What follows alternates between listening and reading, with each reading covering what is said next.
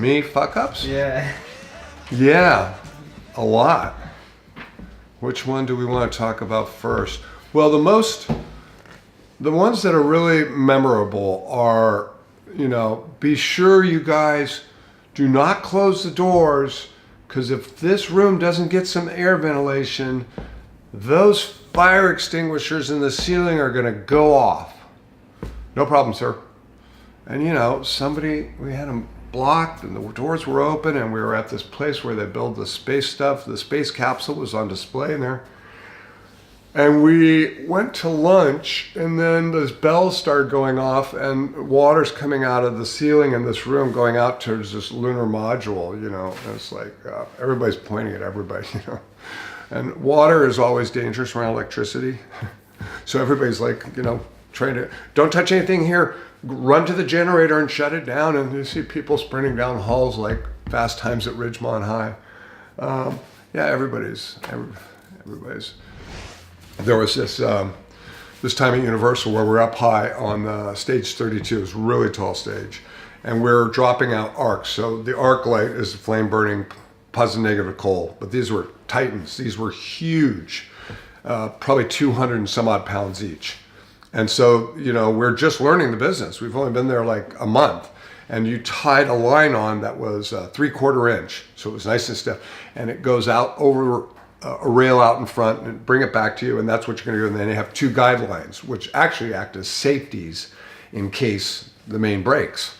And so you lift it up, and you got 3 guys on it. And then you kick it out with your foot from the beds out into the air below the perms up in the ceiling. So at this point, it's probably 30 feet in the air. And as we push it out, all of a sudden we realize that it caught the wood up above, not in the notch that had been rounded out by rope going through it 100 years like a sailboat, that it actually flipped onto the sharp edge of the wood.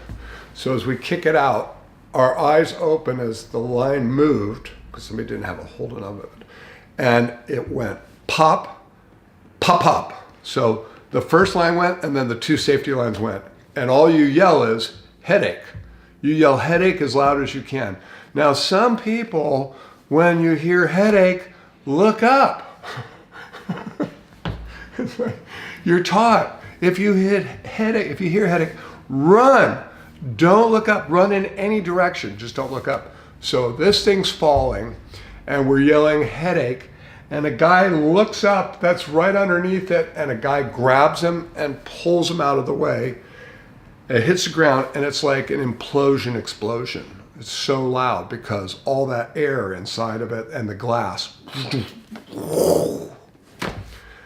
Then we ended up having to call our boss, who came across the stage from up above and looks over, Kevin Lane. What the hell are you guys doing?